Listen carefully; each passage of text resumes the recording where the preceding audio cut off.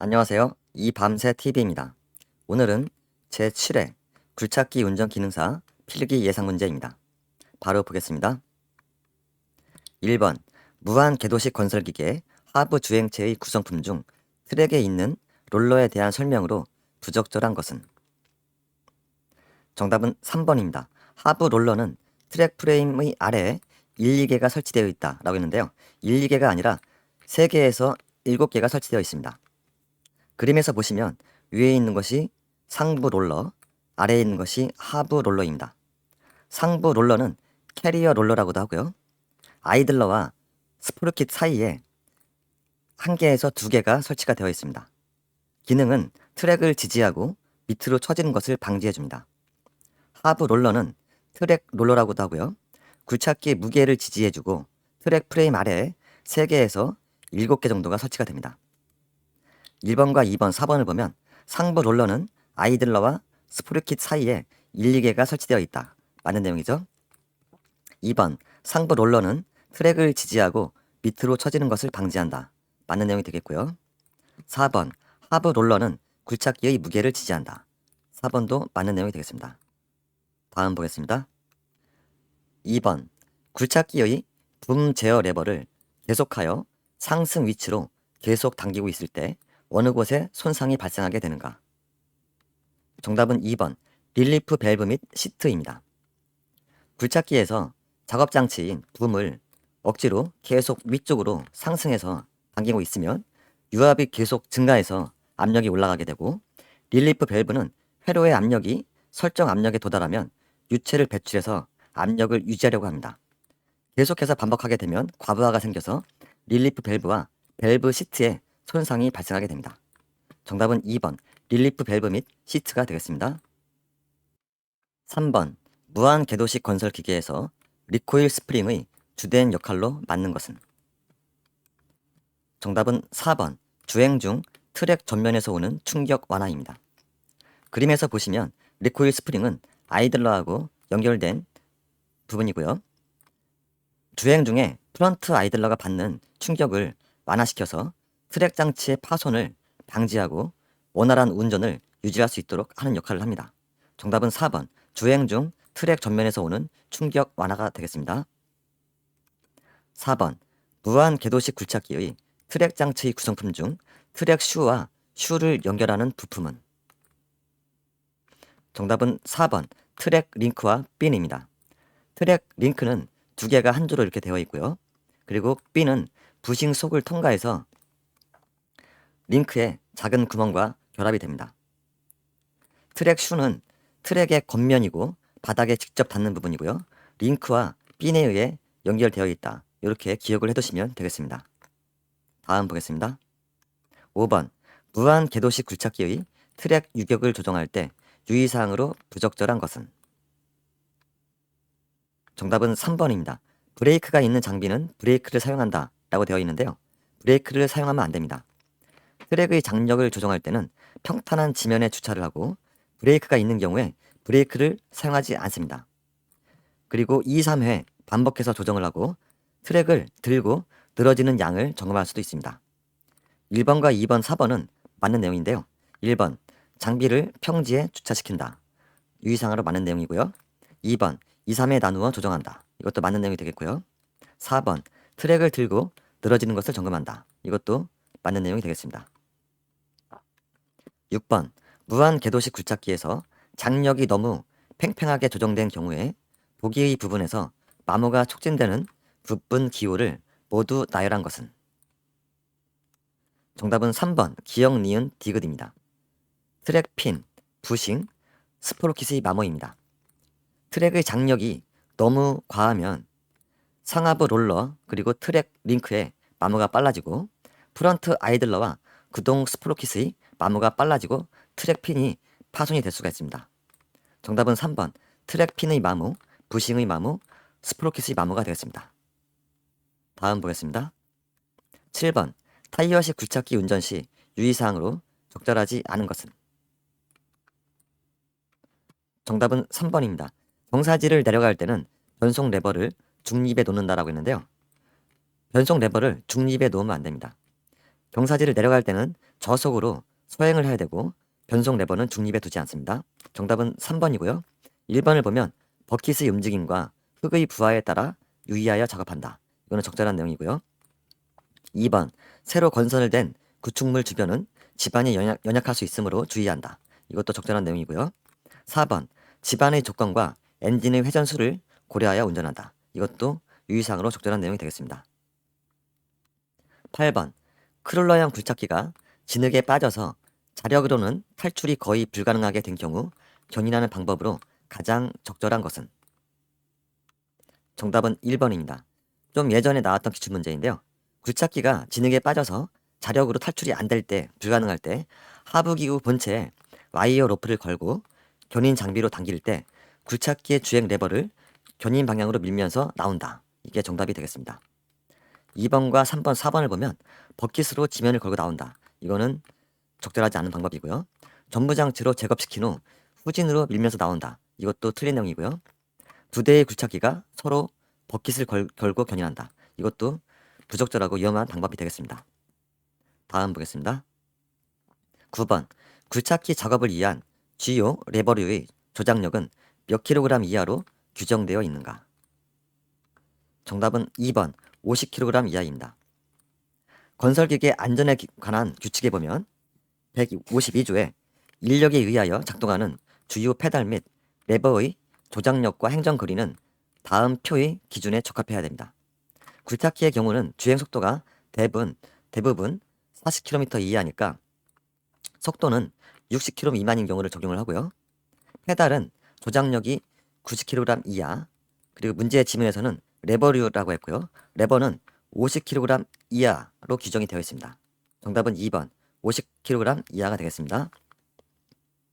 10번 굴착기의 시동 전 일상 점검 사항으로 가장 거리가 먼 것은? 정답은 4번 변속기 기어의 마모 상태입니다. 변속기 기어 마모 상태는 정비소 등에 가서 정기 점검으로 가능한 사항이고요. 시동 전에 연료 탱크 유량을 확인할 수 있고 엔진 오일 유량도 알 수가 있고요. 라디에이터의 냉각수 수량도 알 수가 있겠습니다. 정답은 4번이 되겠습니다. 11번 굴착기 작업을 할 때 안전주의사항으로 부적절한 것은? 정답은 4번입니다. 신호수는 2인으로 하여 조종사가 안전한 작업을 하도록 돕는다 라고 되어 있는데요.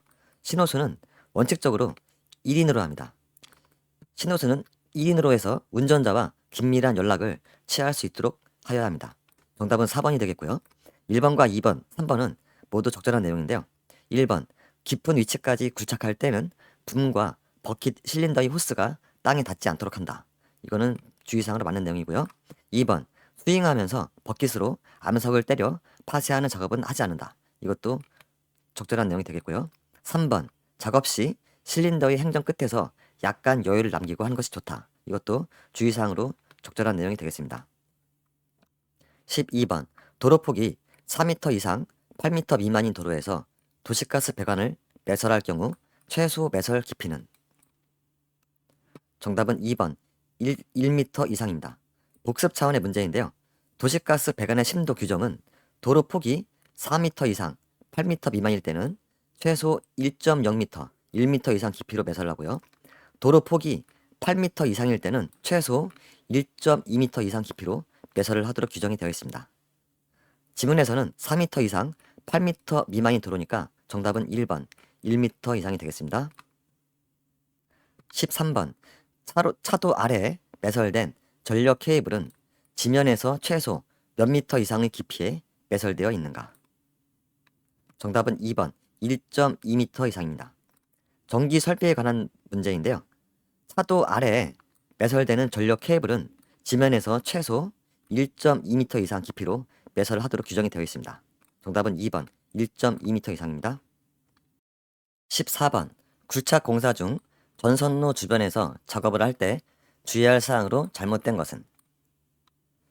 정답은 4번입니다. 전기 사고가 발생된 경우 기관에 먼저 연락한 후 사상자 구호를 한다라고 했는데요. 사상자 구호를 먼저 하고 그 다음에 기관에 연락 또는 보고를 해야 됩니다. 정답은 4번이고요. 1번 작업 전 감전 사고가 발생하지 않도록 지시한다. 주의할 사항으로 맞는 내용이 되겠고요. 2번 작업 중 접지선이 노출될 경우 작업을 즉시 중단하고 해당 기관에 신고한다. 이것도 적절한 내용이 되겠고요. 3번 감전 및 전기 사고 발생 시 작업을 즉시 중단한다. 이것도 맞는 내용이 되겠습니다. 15번 다음 중 피스톤과 실린더 사이의 간극이 클 때 나타나는 현상이 아닌 것은? 정답은 1번입니다. 마찰열에 의해 소결되기 쉽다라고 했는데요. 1번은 간극이 클 때가 아니라 간극이 낮을 때, 적을 때 나타나는 현상입니다. 좀 어려울 수 있는 문제인데요. 실린더가 있고 안에 피스톤이 있을 때 실린더와 피스톤의 지름의 차이로 인해서 그 사이에 생기는 틈, 이것을 피스톤 간극이라고 합니다. 피스톤 간극이 규정보다 크면 블로바이, 배출가스, 그리고 피스톤 슬랩 현상이 발생하고요. 오일이 희석되거나 연소가 되면서 엔진 출력이 저하가 됩니다. 2번을 보면 블로바이에 의해 압축 압력이 낮아진다. 블로바이는 배출가스고요. 맞는 내용이 되겠고요.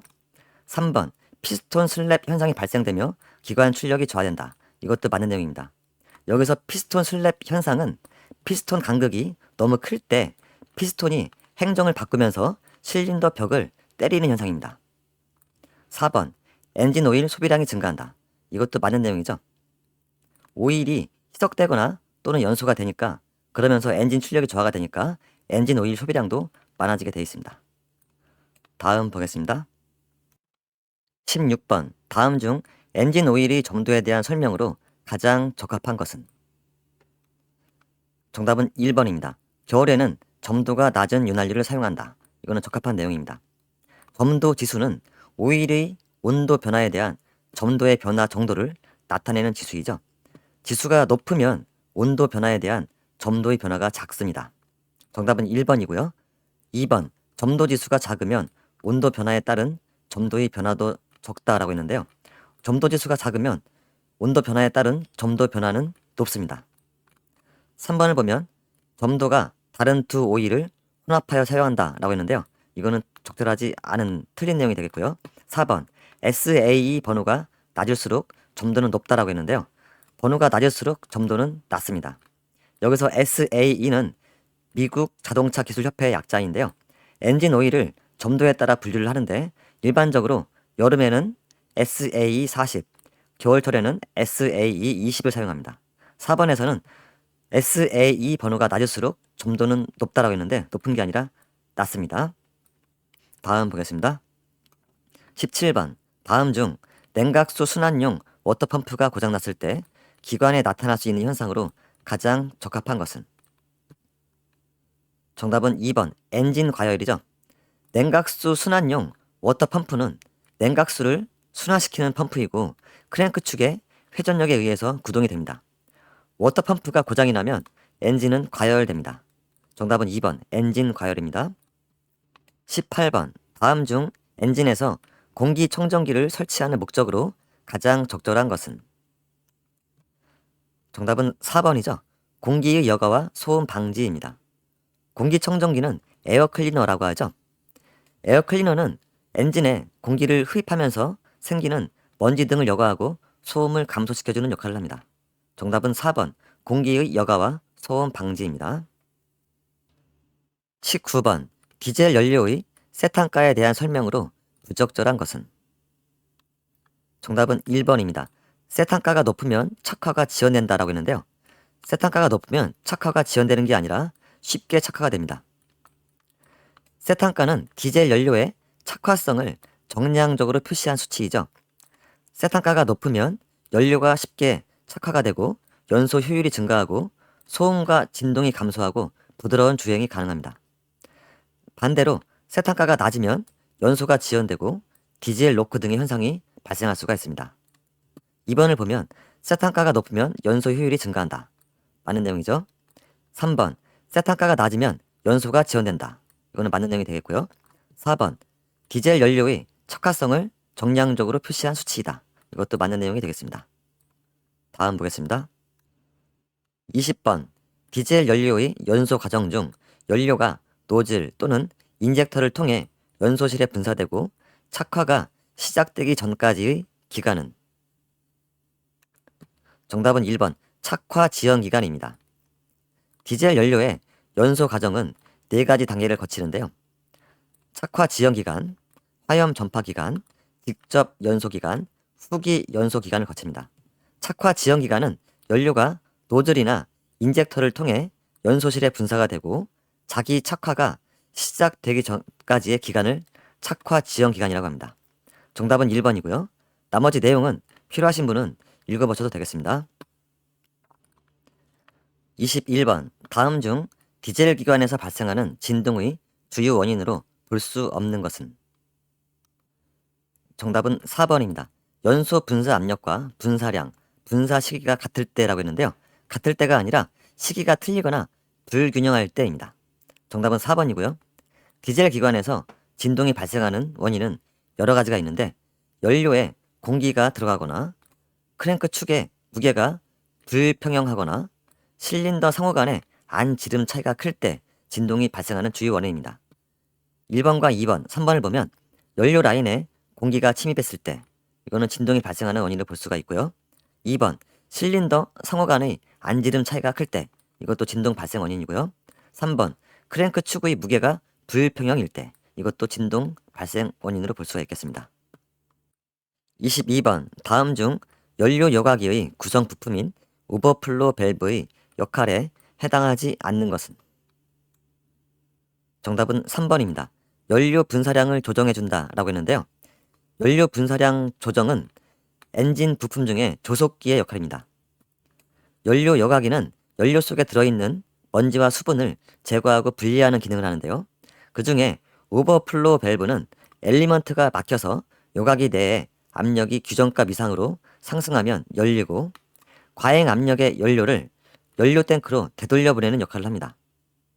여과기의 각 부분을 보호하고 운전 중에 공기백이 작용을 하고 공급 펌프에 소음을 억제해주는 역할을 합니다. 1번과 2번, 4번을 보면 여과기의 각 부분을 보호하고 과행 압력의 연료를 연료 탱크로 되돌려 보내고 4번 공급 펌프에 소음을 억제해주고 이거는 모두 오버플로 밸브의 역할이 되겠습니다. 다음 보겠습니다. 23번. 다음 중 디젤 기관에서 분사 노즐의 기능과 구비 조건에 대한 설명으로 부적절한 것은? 정답은 1번입니다. 고압의 연료를 분사 압력으로 기화시켜 분사한다 라고 했는데요. 틀린 내용이죠. 기화시킨다는 것은 기체화시키는 건데 기체화시키는 게 아니라 작은 입자로 미립화시켜 분사한다. 이렇게 하면 적절한 내용이 될 수가 있습니다. 정답은 1번이고요. 분사 노즐은 분사 펌프에서 공급된 고압의 연료를 규정된 분사 압력으로 미립화시켜서 연소실 내로 분사하는 장치입니다. 분사 노즐의 구비 조건은 연료를 미세한 안개 모양으로 만들어서 착화를 쉽게 해야 되고 분무를 연소실 구석구석까지 뿌려지게 해야 되고 분사 끝을 완전히 차단해서 후적이 없어야 되고요. 고온 고압의 가혹한 조건에서 장시간 사용할 수 있어야 됩니다. 2번과 3번, 4번은 모두 맞는 내용인데요. 연료를 미세한 안개 모양으로 만들어 착화를 쉽게 해야 한다. 맞는 내용이죠. 3번, 분무를 연소실 구석구석까지 뿌려지게 해야 한다. 맞는 내용이 되겠고요. 4번, 고온 고압의 가혹한 조건에서도 장시간 사용할 수 있어야 한다. 이것도 맞는 내용이 되겠습니다. 24번, 커먼 레일식 디젤 기관 연료 장치에서 연료 압력 센서 FPS에 대한 설명으로 맞지 않은 것은? 정답은 4번입니다. 이 센서가 고장이면 시동이 꺼진다 라고 했는데요. 시동이 반드시 꺼지는 건 아니고 시동 꺼짐이나 출력 저하, 비정상 작동이 생길 수가 있습니다. 좀 어려운 문제인데요. 연료 압력 센서는 커먼 레일 내에 연료 압력을 검출하는 센서이고 레일 압력 센서 RPS라고도 합니다. 전자 제어 장치인 ECU는 연료 압력 센서 신호를 받아서 최적의 연료 분사량하고 분사 시기를 결정하게 됩니다. 커먼 레일의 끝단에 부착이 되어 있고요. 다이어 프렘에 부착된 피해조 소자가 압력을 감지를 하게 됩니다. 1번과 2번, 3번은 맞는 내용인데요. 압력 센서의 신호를 받아 연료 분사량과 분사 시기를 조정하는 신호로 사용한다. 맞는 내용이고요. 2번, 커먼 레일의 끝쪽에 부착되어 있다. 이것도 맞는 내용이 되겠고요. 3번, 반도체 피해조 소자 방식이다. 이것도 연료 압력 센서에 대한 맞는 내용이 되겠습니다. 다음 보겠습니다. 25번, 건설기계에서 사용하는 납산 축전지의 용량은 어떻게 결정되는가? 정답은 1번인데요. 이것도 최근 기출문제입니다. 납산 축전지의 구조를 다 열어서 볼 필요는 없고요. 극판의 수, 극판의 크기, 셀의 크기, 그리고 전액의 양에 따라 결정된다. 이렇게 기억을 하시면 되겠습니다. 필요하신 분은 아래 내용은 한번 읽어보시기 바랍니다. 26번. 대부분의 건설기계에서 직권식 전동기를 사용하는 이유로 가장 적절한 것은? 정답은 1번입니다. 초기 시동 회전력이 크기 때문. 이게 정답이고요. 대부분의 건설기계에서 직권 전동기를 사용하는 이유는 시동 회전력이 크고 고속 회전이 가능하다. 이렇게만 기억을 하시면 되겠습니다. 다음 보겠습니다. 27번.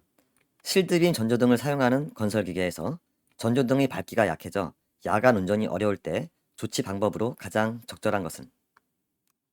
정답은 1번. 전조등 전체를 교환한다입니다. 복습 차원의 문제이고요. 실드빔 전조등은 반사경에 필라멘트를 붙이고 렌즈를 녹여서 붙인 전조등이기 때문에 일체형 구조라서 고장이나 이상이 발생하면 전체를 교환해야 됩니다.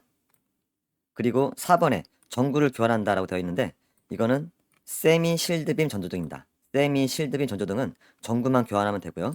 실드빔 전조등은 전조등 전체를 교환을 해야 됩니다. 28번. 다음 중 클러치의 기능과 필요성에 대한 설명으로 틀린 것은? 정답은 3번입니다.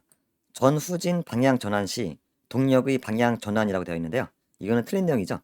동력의 방향을 전환해 주는 게 아니라 동력을 차단해 주는 것입니다. 클러치는 엔진과 변속기 사이에서 동력을 연결하거나 차단하는 장치고요. 1번과 2번, 4번을 보면 기어 변속 시 엔진의 동력을 일시적으로 차단. 이거는 맞는 내용이죠.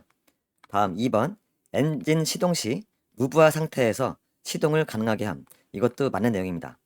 수동 변속기 차량에서는 클러치를 밟으면 동력이 차단되는데 이때 엔진을 시동을 걸면 부하가 걸리지 않은 상태에서 시동을 가능하게 해주는 그런 기능을 합니다. 4번, 주행 중에 관성 운동을 가능하게 함. 이것도 맞는 내용이죠. 클러치를 밟아도 차량은 이미 생긴 동력으로 인해서 계속 움직이기 때문에 이거를 관성 주행이라고 합니다. 주행 중에 관성 운동을 가능하게 한다. 이것도 맞는 내용이 되겠습니다. 29번. 다음 중 자동 변속기의 과열되는 원인이 아닌 것은? 정답은 4번입니다. 오일 수준이 높다라고 했는데요. 오일 수준이 높은 거하고 변속기가 과열되는 거하고는 연관성이 없습니다. 변속기 오일이 많을 경우에는 변속이 지연되고 타이밍이 어긋나서 울컥거리고 충격 등이 발생할 수 있습니다. 하지만 변속기 과열하고는 연관성이 없고요. 변속기 과열의 원인은 여러 가지가 있는데요. 1번과 2번, 3번은 모두 과열 원인입니다. 과부하 운전을 계속하거나 메인 압력이 높거나 변속기 오일 쿨러가 막혔을 때는 자동 변속기 과열 원인이 되겠습니다. 다음 보겠습니다. 30번. 건설기계의 동력 전달 장치에서 타이어식 굴착기가 커브를 돌 때 좌우 바퀴의 회전수에 차이를 두어 미끄러움을 방지하는 장치는? 정답은 1번. 차동 기어 장치입니다. 차동 기어는 차량이 코너링을 할 때 좌우 바퀴 회전수의 차이를 조정해서 미끄러움을 방지하는 기능을 합니다. 이번에 종감속 기어 장치는 변속기에서 나온 회전력은 속도는 줄이고 힘은 키워서 바퀴로 전달하는 역할을 하는 것이 종감속 기어가 되겠습니다. 정답은 1번 차동 기어 장치입니다. 31번 건설기계의 제동 방법 중 기관 자체의 작용으로 감속 효과를 일으키는 것은? 정답은 1번입니다. 좀 상식적인 문제이죠. 엔진 브레이크입니다. 엔진 브레이크는 차량을 주행하다가 엑셀 페달에서 발을 떼면 브레이크를 안 밟아도 속도가 떨어지게 되는데요. 저속 기어일수록 효과가 큽니다. 기어가 중립 상태가 아니면 엔진 브레이크가 작동을 하게 되죠. 정답은 1번 엔진 브레이크가 되겠습니다. 32번 다음 중 브레이크 오일의 구비 조건으로 적절하지 않은 것은? 정답은 4번입니다. 빙점이 낮고 인하점이 낮을 것이라고 했는데요. 빙점은 낮은 게 맞고 단 인하점은 높아야 됩니다. 정답은 4번이 되겠고요. 브레이크 오일의 구비 조건은 윤활성이 좋아야 되고 점도 지수가 높아야 되고 인하점은 높아야 되고 끓는 점, 비등점도 높아야 되고요. 단 빙점, 어는 점은 낮아야 됩니다. 정답은 4번이죠. 1번과 2번, 3번은 기등점이 높아 베이퍼록을 일으키지 않을 것. 이거는 구기조건으로 맞는 내용이고요. 2번 알맞은 점도를 가지고 온도에 대한 점도 변화가 작을 것. 이것도 맞는 내용이 되겠고요.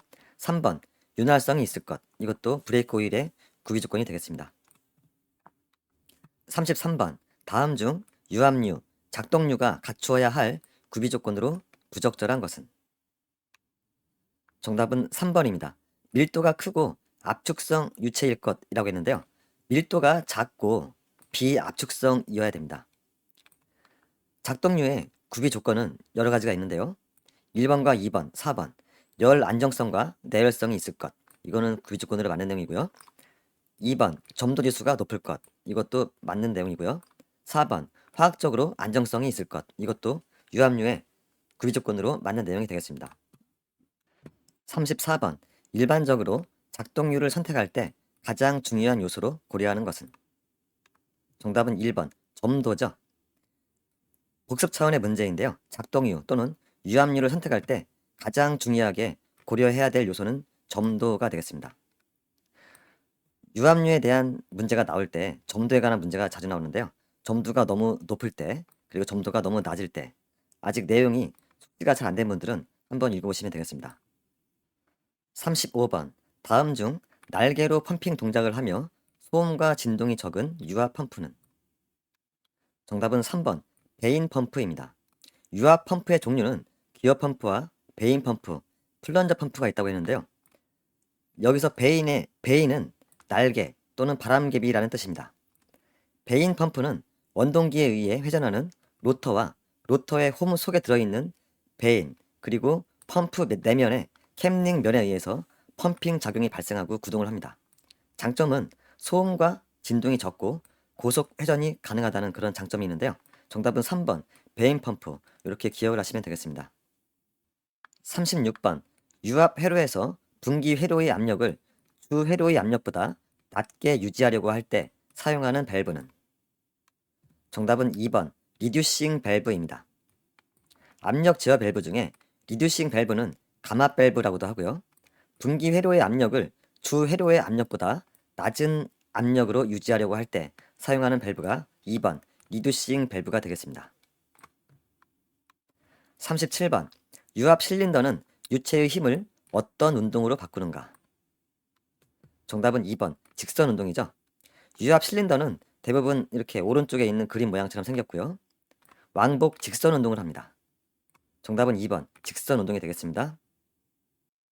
38번 유압 장치에서 피스톤 로드에 있는 먼지 또는 오염물질 등이 실린더 내로 혼입되는 것을 방지하는 것은? 정답은 4번 더스트 실입니다. 더스트 실에서 더스트는 먼지라는 뜻이죠.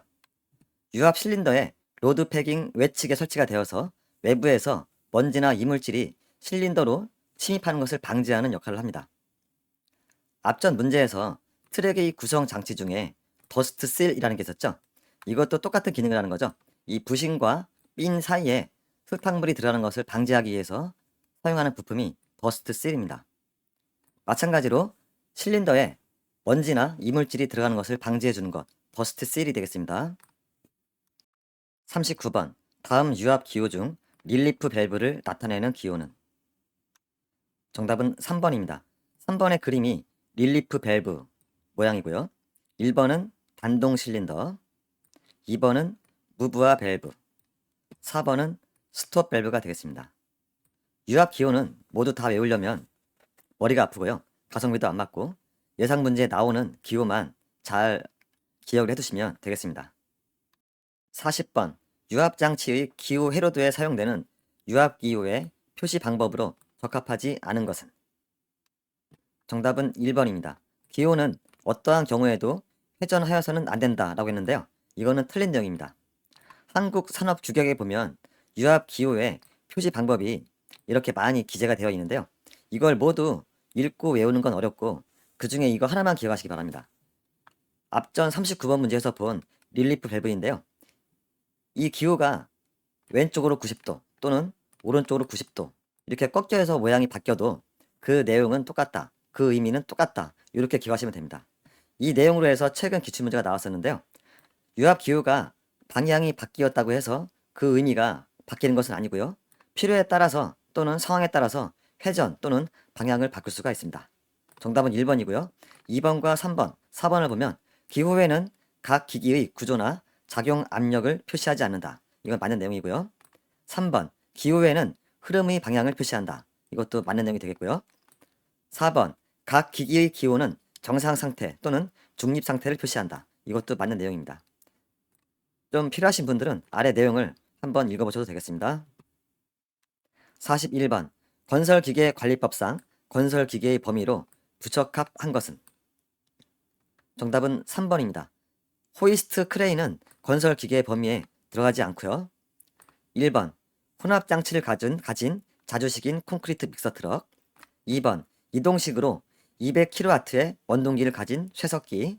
4번, 정지장치를 가진 자주식인 모터 그레이더. 1번과 2번, 4번은 모두 건설기계의 범위에 해당이 됩니다. 정답은 3번이 되겠습니다. 42번, 건설기계의 등록 번호표에 반납 사유가 발생한 경우 소유자는 며칠 이내에 반납해야 하는가? 정답은 3번, 10일 이내입니다. 등록된 건설기계 소유자는 등록번호표에 반납 사유가 발생한 경우에는 10일 이내에 등록번호표에 봉인을 떼어낸 후 시도지사에게 등록번호표를 반납을 해야 됩니다. 정답은 3번, 10일 이내입니다. 43번, 건설기계 형식에 관한 승인을 얻거나 그 형식을 신고한 자는 건설기계를 판매한 날부터 얼마 동안 무상으로 정비 및 정비에 필요한 부품을 공급하여야 하는가? 정답은 2번, 12개월입니다. 건설기계는 판매한 날로부터 12개월 동안 건설기계의 정비나 정비에 필요한 부품을 공급해야 됩니다. 다른 내용은 필요하시면 읽어보셔도 되겠고요. 정답은 2번, 12개월입니다. 44번, 건설기계 조종사 면허의 특례에 따라 도로교통법에 의한 운전면허를 받아 조종해야 하는 건설기계는 어느 것인가? 정답은 4번, 노상안전기입니다. 1번과 2번, 3번, 굴착기, 지게차, 로더는 건설기계 조종사 면허를 취득을 해야 조종할 수 있는 건설기계의 종류고요. 건설기계 조종사 면허의 특례에 따라서 운전면허를 받아서 조종해야 하는 건설기계의 종류가 있습니다. 덤프트럭, 아스팔트 살포기, 노상안전기 등이고요. 일종 대형 면허가 있으면 해당되는 건설기계하고 특수 자동차 등 조종이 가능합니다. 정답은 4번, 노상안전기입니다. 45번, 다음 중 100만원 이하의 과태료 부과 대상에 해당하는 위반 사항은? 정답은 4번입니다. 건설기계 등록번호표를 부착, 봉인하지 않거나 등록번호를 새기지 않은 자, 이런 경우에는 100만원 이하의 과태료에 해당이 되고요. 1번, 건설기계 조종사 면허를 받지 않고 건설기계를 조종한 자, 이런 경우에는 1년 이하의 징역 또는 1천만원 이하의 벌금에 해당이 되고요. 2번, 건설기계 정기검사를 받지 않은 자, 그리고 정기 적성검사 또는 수시 적성검사를 받지 않은 자, 2번과 3번은 300만원 이하의 과태료에 해당이 됩니다. 나머지 필요한 부분은 필요하면 읽어보시면 되겠습니다. 46번, 다음 중 도로교통법상 긴급 자동차에 해당하지 않는 것은? 정답은 3번입니다.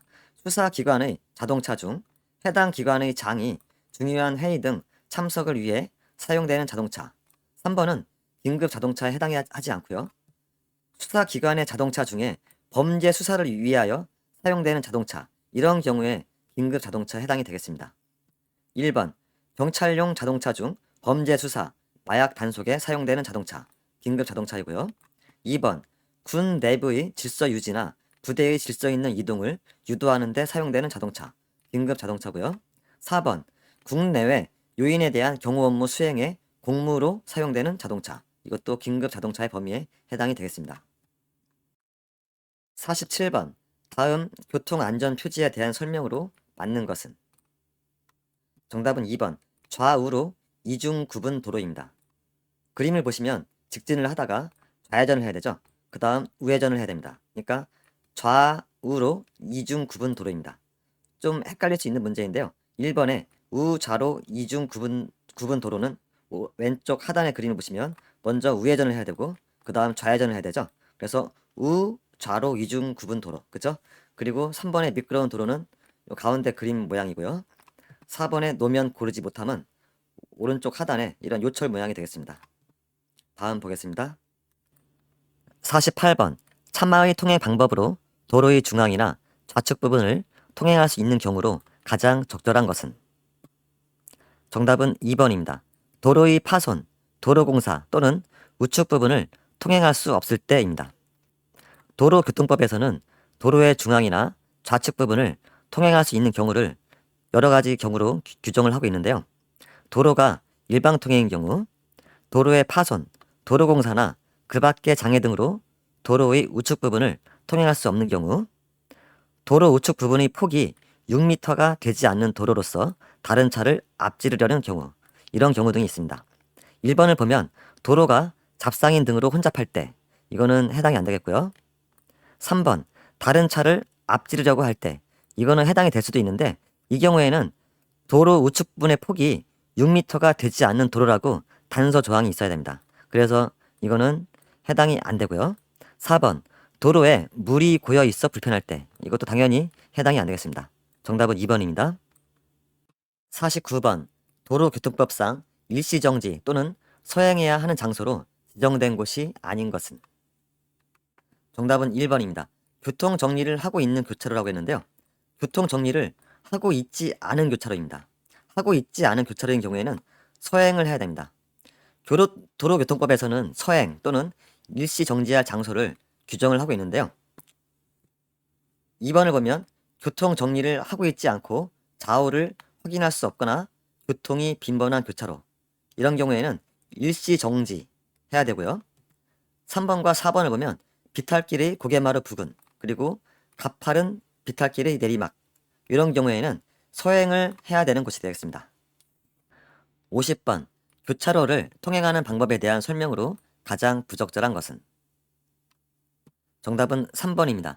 교차로 내는 차선이 없으므로 진행 방향을 임의로 바꿀 수 있다라고 했는데요. 이거는 아주 부적절한 내용이죠. 교차로 통행 방법은 아래 내용은 참고하시면 되겠고요. 1번, 교차로에서 우회전할 때에는 서행하여야 한다. 맞는 내용이고요. 2번, 교차로에서 직진하려는 차는 이미 교차로에 진입하여 좌회전하고 있는 차가 있으면 진로를 양보해야 한다. 이것도 맞는 내용이 되겠고요. 4번, 좌회전할 때는 교차로 중심 안쪽으로 서행한다. 이것도 맞는 내용이 되겠습니다. 51번, 다음의 주소 정보시설 표시판의 종류 중 기초 번호판에 해당하는 것은? 정답은 3번입니다. 3번 모양이 기초 번호판 모양이고요. 1번과 2번은 도로 명판이고요. 4번은 건물 번호판이 되겠습니다. 도로명 주소법에 보면 3조에 정의라는 부분이 있습니다. 도로, 도로명 주소, 도로 명판, 기초 번호판, 건물 번호판에 대한 정의가 있는데요.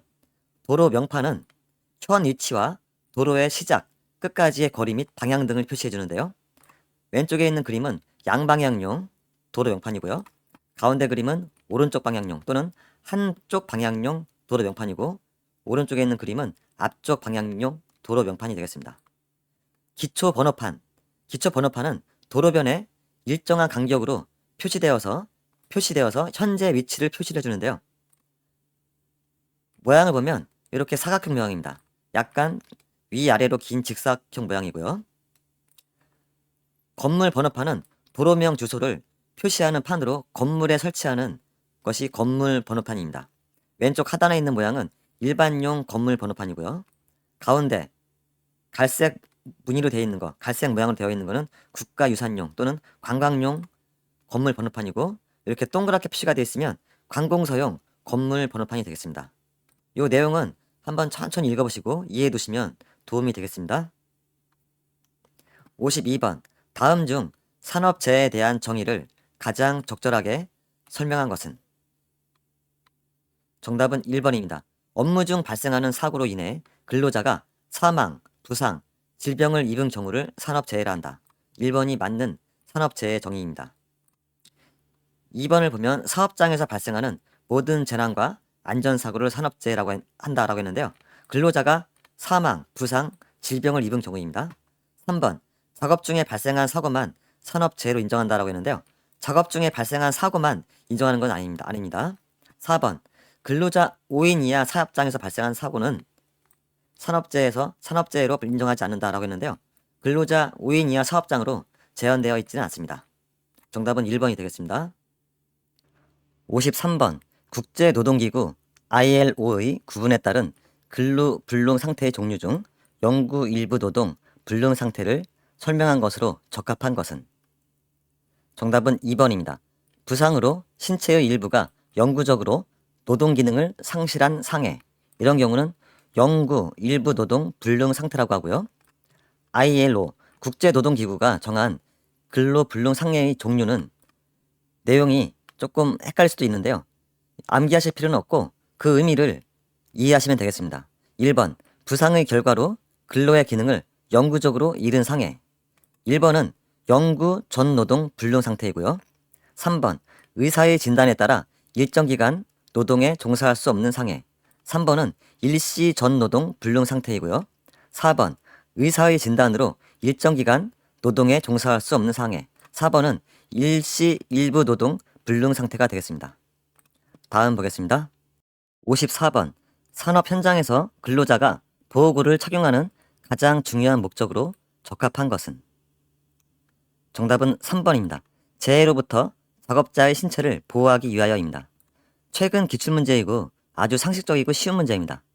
근로자가 보호구를 착용하는 가장 중요한 목적, 재해로부터 작업자의 신체를 보호하기 위하여입니다. 55번 용광로 등 고온에서 작업할 때 신체를 보호하기 위한 보호구로 적합한 것은? 정답은 3번 방열복이죠. 고온에서 작업을 할 때 신체를 보호하기 위해서 사용하는 보호구는 방열복이죠. 1번과 2번 절연장갑이나 절연화는 감전사고 위험이 있을 때 착용하는 보호구이고요. 4번의 방한복은 냉동창고 같은 극저온의 환경에서 착용하는 것이 방한복이 되겠습니다. 56번 다음 그림에서 산업안전보건 표지가 나타내는 것은 무엇인가? 정답은 3번 물체 이동 금지입니다. 왼쪽에 있는 그림은 보면 마트 같은 곳에서 물건을 싣고 나를 때 사용하는 짐수레를 위에서 쳐다본 모양이죠. 이게 물체 이동 금지 산업안전표지이고요. 1번의 탑승 금지는 왼쪽 하단에 있는 그림입니다. 사람이 뭔가를 타려고 하는 모양이고요. 2번의 사용 금지는 가운데 있는 그림입니다. 손 모양이 들어가 있고요. 4번의 차량 통행 금지는 오른쪽 하단인데요. 차량 통행 금지인데 지게차 모양이 들어가 있습니다. 산업안전보건표지에서는 차량 통행 금지를 이 지게차 모양으로 하고 있습니다. 다음 보겠습니다. 57번 기어나 벨트 등 기계의 회전 부위에서 작업자를 보호하도록 설치하는 방호장치는? 정답은 3번 안전덮개 또는 안전가드죠. 안전덮개는 회전하는 기계에서 작업자의 신체를 보호하기 위해 설치하는 방호장치가 되겠습니다. 급정지 장치는 기계 작동 중에 긴급 정지를 시킬 때, 긴급 정지가 필요할 때 쓰는 장치고요. 역화 방지 장치는 가스 용접기에서 화염이 역류하는 것을 방지하기 위한 장치이고요. 4번의 자동 전격 방지 장치는 전기 용접 작업을 할 때 감전 방지를 위해서 자동으로 전압을 낮춰주는 장치가 되겠습니다. 58번 동력 공구 사용 중 정전이 된 경우 조치 방법으로 적절하지 않은 것은? 정답은 4번입니다. 퓨즈 단선인 경우 구리선으로 임시 조치한다라고 되어 있는데요.